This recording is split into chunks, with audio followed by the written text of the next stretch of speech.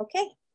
Hello, everyone. This is our February 27th episode of Between Two Teachers, where we talk about all the current education news, as such as it is. So my name is Consuelo Lara. And I'm Madeline Kronenberg. And I wish it was February 27th, but it's May 27th. Thank you. So yes, see, I moved you ahead. Thank you. Oh, it's May 27th, and we are, of course, on ancient land, and I will do the land acknowledgement now. We pause to acknowledge that we have gathered on the ancestral territory of Huichin, part of the unceded land of the Chochenyo and Karkan-speaking Muwekma Ohlone people. We remember their continued connection to this region, give thanks to them for allowing us to live, work, learn, and pray on their traditional homeland. Mm-hmm. We offer our respect to their elders and all Ohlone people of the past and present. And so it goes. I noticed something just in reference to the Ohlone people, is that in the city of Albany now, Albany on its street signs recognizes that these streets are part of Ohlone territory. Oh, wow. I think I saw something about that. That is awesome. So they are acknowledging that on the street signs. Wow. So it's an interesting thing that schools could start to do on their signage. Yes. Oh, for sure. That's a great idea. Right? Isn't that? And I looked at that and I thought, when I know when we were looking at changing the names of schools, and we often look at names that are Native American, but even if you don't change the name, you still can address the issue of the fact that you're on Native territory. Yeah. When you're doing the name, right? And Albany was the first place I've seen that's done that. And it's right there on all their street signs. Good for them. That's a good thing. Yeah.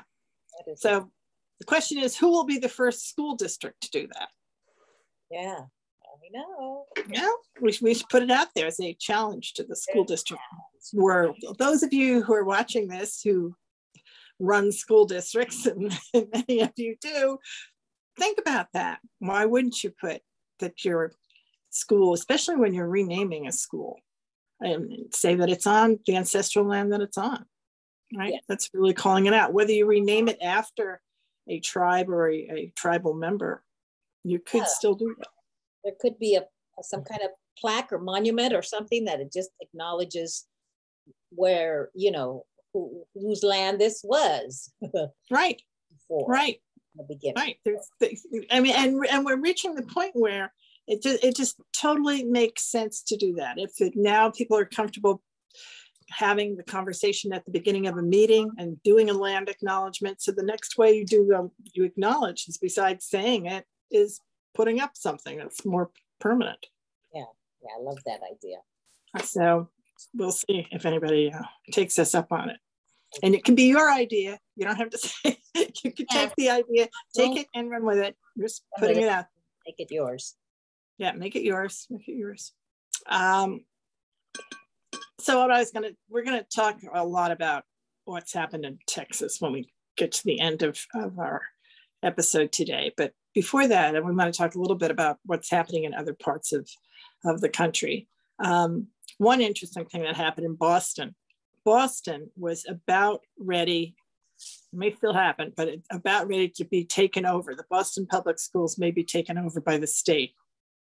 California, we've seen state takeovers. Certainly there have been takeovers in Chicago and New York and Los Angeles of various kinds. And Boston is up for it as well. But there are major protests because everybody protests. Nobody wants a takeover. A takeover removes any kind of effort at democracy.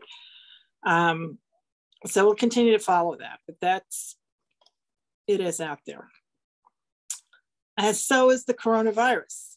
It's coming back in different kinds of waves in different places. And what's really interesting is that here we are at the very end of the school year. But the only place I know of, at least in the Bay Area, that's responded this way is Berkeley. where we now have brought back the mask mandate. Not recommended, it's mandated in Berkeley. Yeah. And that's just so interesting because it's surrounded by, everywhere that it is surrounded by does not have a mask mandate, only Berkeley schools, but they have it. So I just wanted to mention that. The other things, well, the other couple of things, a big California thing that's happened is that we've now reached the point in California where we've counted the signatures of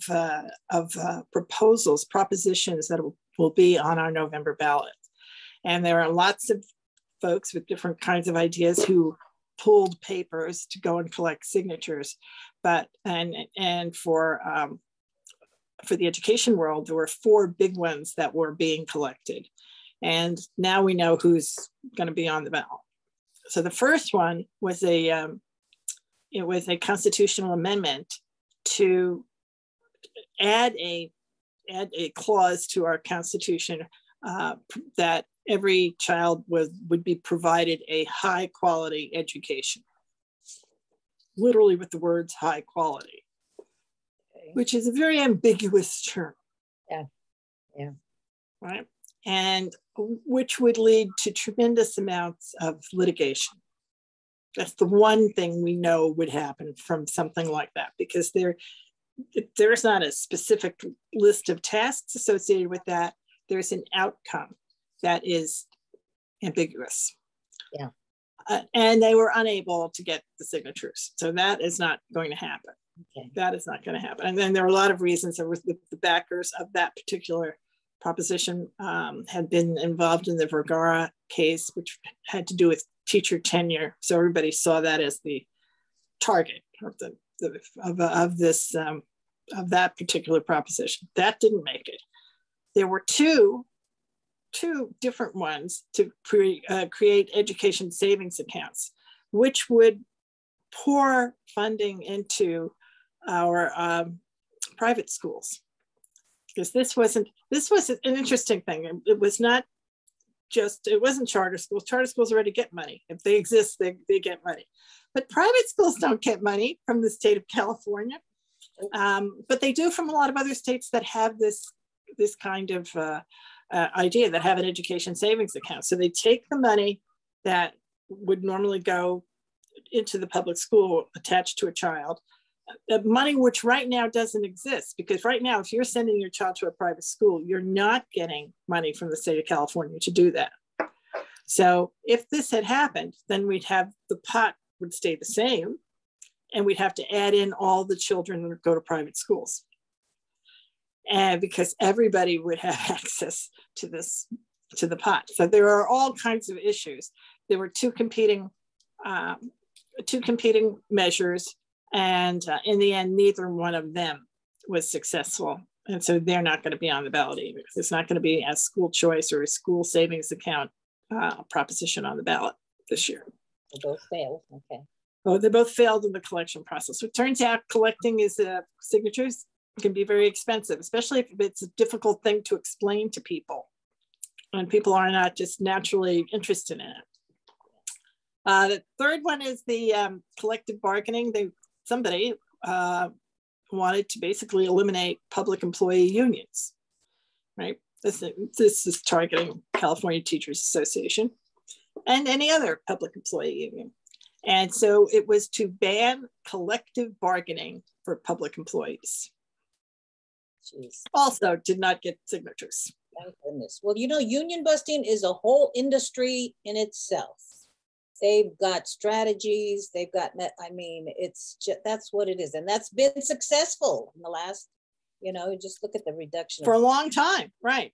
But not this, the one thing I had read about this is that one of the things that you had to do in order to get the million signatures that you have to get in order to get down to the number that are required, you have to pay people.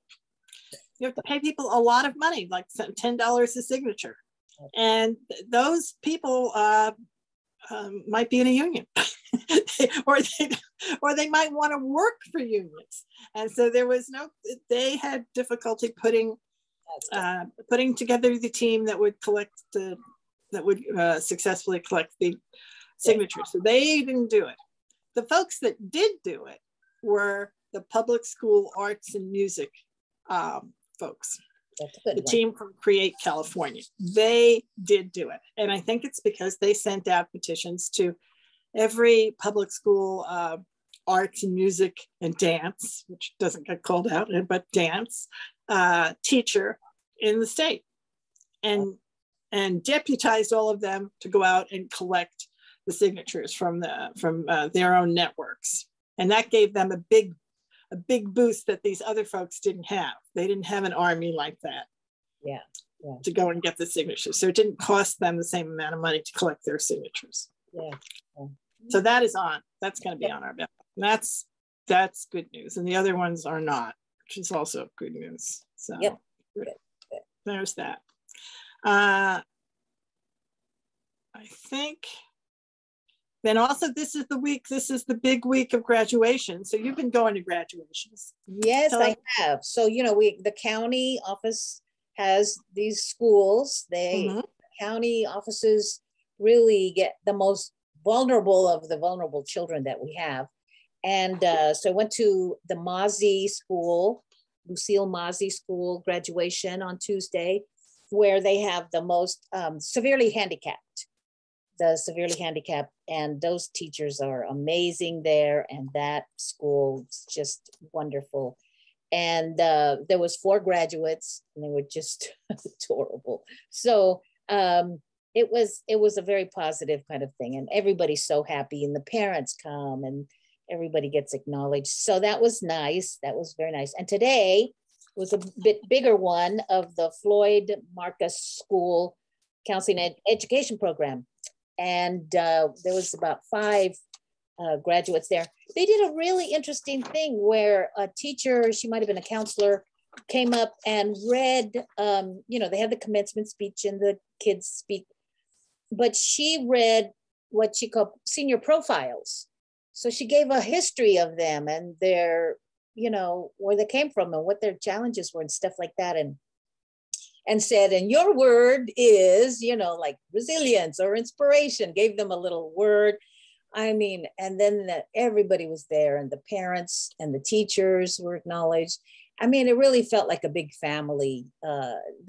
Some of those teachers. Is this a high school, or is this, where are these students going next? It starts at middle school. Some of those students had been there since 6th grade. So they have a homeschool, because this is the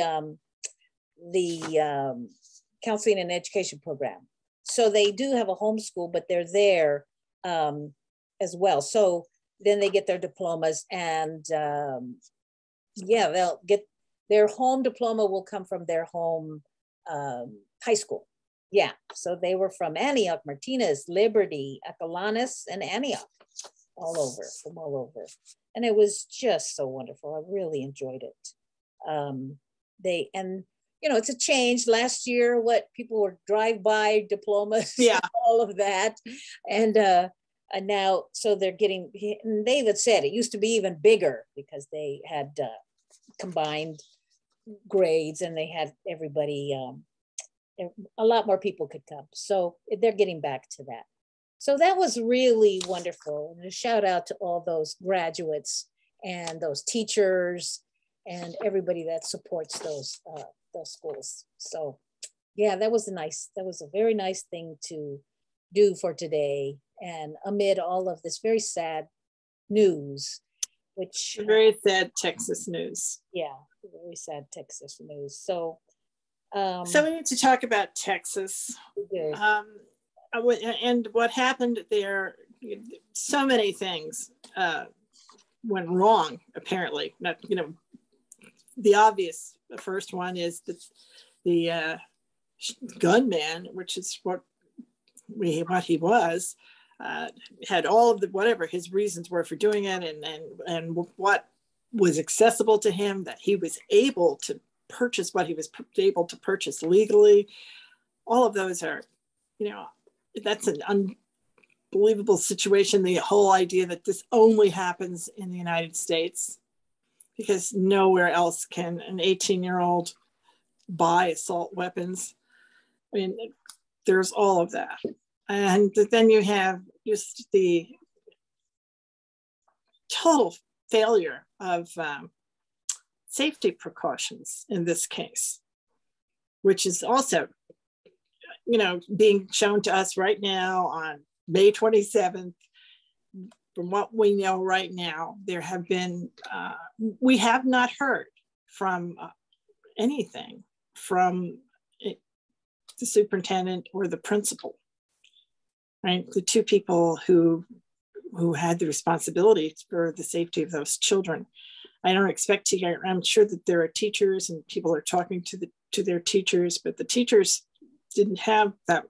The teachers are gone. The two teachers are deceased. So the people who had the responsibility for that building were the principal and the superintendent. And honestly, we haven't heard from the school board. Right? Even as I've watched, I've seen different other people, the mayor of Uvalde and the a county commissioner, somebody who is basically like their state assembly member. I've seen them, but I haven't seen the folks I had expected to see who would be much closer. Now, I also understand that these are people who will also be in shock, much more than folks who are once removed. But in other situations, that doesn't give you a pass. If you're the superintendent, somebody would be talking to you. Yeah, you got to step up. Right? And if you were the principal who was supposed to have the key to the room, how come nobody's even asking that question? Yeah. Yes. Right? Custodian had the key. Well, what about the principal? I mean, doesn't the principal have all the keys the custodian has? So many questions. There are many questions here, many questions, and it's going to be a case that's going to be used, over and over to figure out best and worst practices and how you make in decision making, because there were really terrible decisions made. The decision not to go in and save these children was an unbelievable decision, and people are going to have to figure out how that decision got made. I mean, none of that helps us and brings anyone back, but it is certainly something that is going to be the next step. It's going to be the residue of this event. The legacy of this event is going to have a lot to do with law enforcement. Yeah. Right. And it's happened before. I mean, and we've had so many schools that have had different types of attacks and different approaches and responses by law enforcement. And the truth is, you don't know what you're going to do until you get put in the position. Mm-hmm. Right? You don't know whether you're going to rise to the occasion or what. No one could have ever anticipated how this played itself out. But you also have to put people in a better situation, and families don't feel safe now. No. They're very scared. They're very afraid for their children. It's everywhere. This is the thing, because we can watch 24 hours a day. It's not. I just watched the governor of Texas explain how they're going to have free mental health care for anybody associated with the school. Well, anybody who has a TV is associated with the school because it's been on 24/7. And I think there's a lot of post-traumatic stress for everybody. It's a major issue. And the more what you have to do, I think, is talk about it and find solutions and have convenings. Have convenings on district levels, on the county level, on the state level, to figure out what could be done. What are the best practices? What got missed here? What were the things that were, nobody's going to say that what happened here was a result of some deliberate action on the part of these officers. They didn't know that morning if this was going to happen. They didn't know. But the decisions that were made were wrong.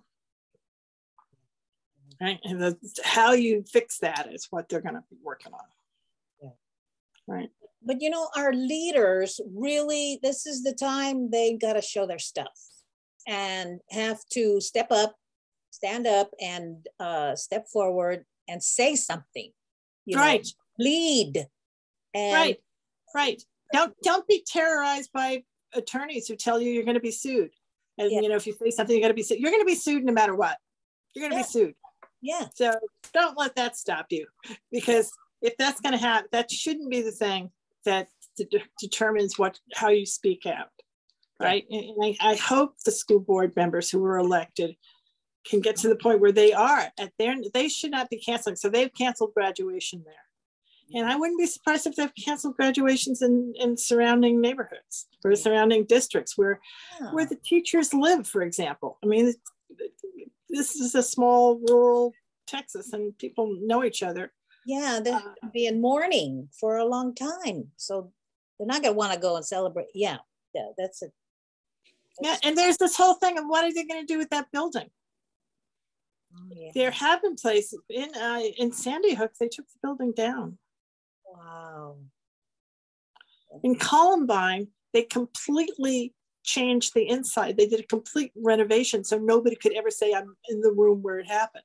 Yeah, I remember that. So what are they going to do with this building? I mean, everybody knows classroom 111 and 112. This is, anyway, they're all those questions. Yeah.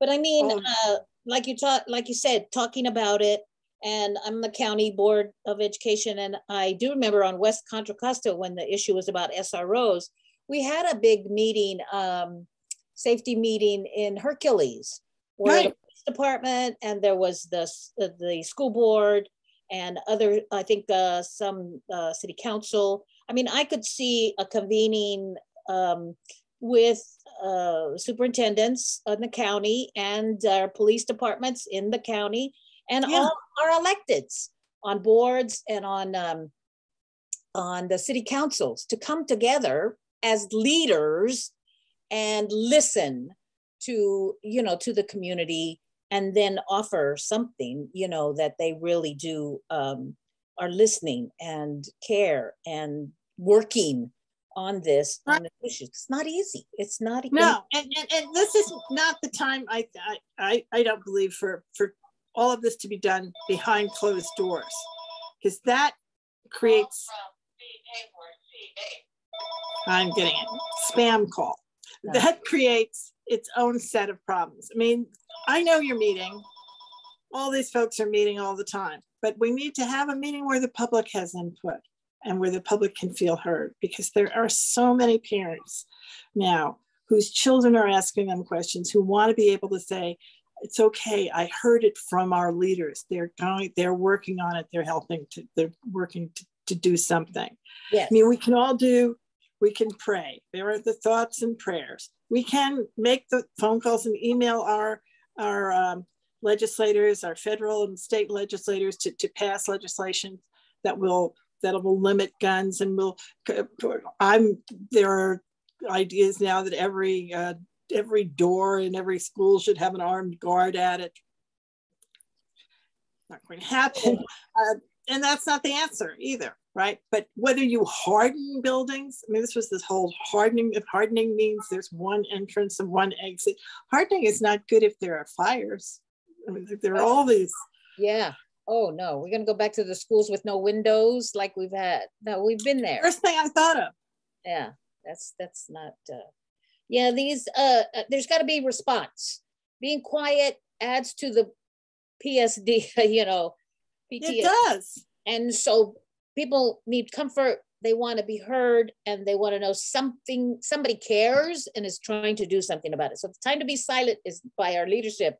This is not the time to be silent. Yeah, the people telling you to be silent are the crisis managers.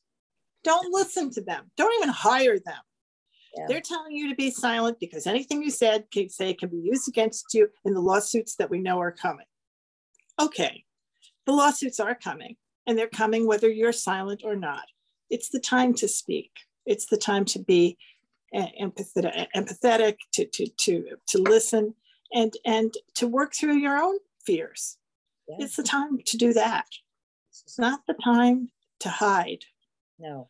And I really hope that, and I've looked to see what other districts are doing. There are different styles of messaging that's coming out from different superintendents all over the country. Everybody's reacted one way or another because it is impacting every single person in the United States education system.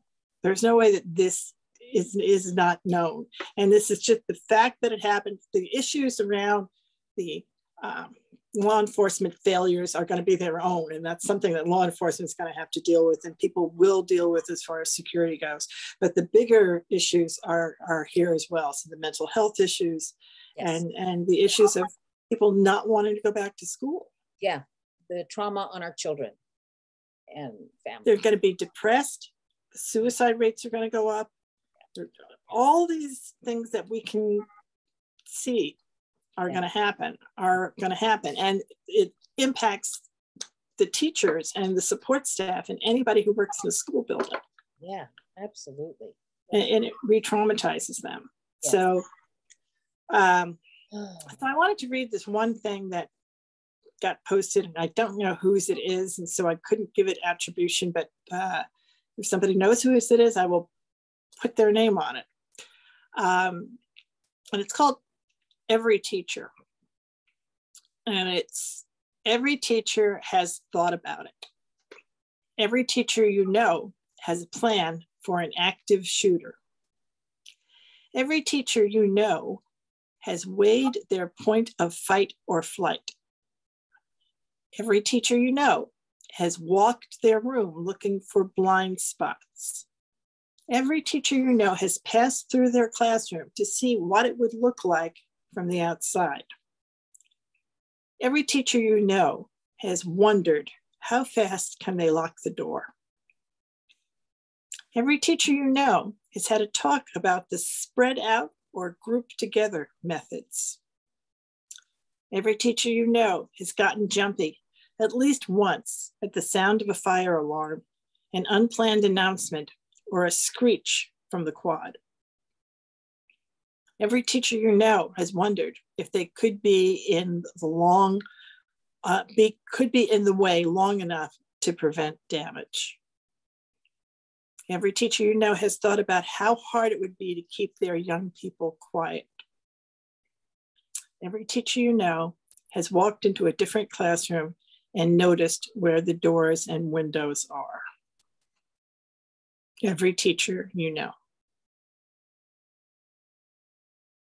And our final salute on this Memorial Day weekend are to the two teachers who gave their lives for their fourth graders, Irma Garcia and Eva Morales, team teachers in Robb Elementary School, fourth grade, who died with their arms around their kids. So we thank you all for being here, listening to us today. And we just hope everyone is safe. Yeah, stay safe. See you next time.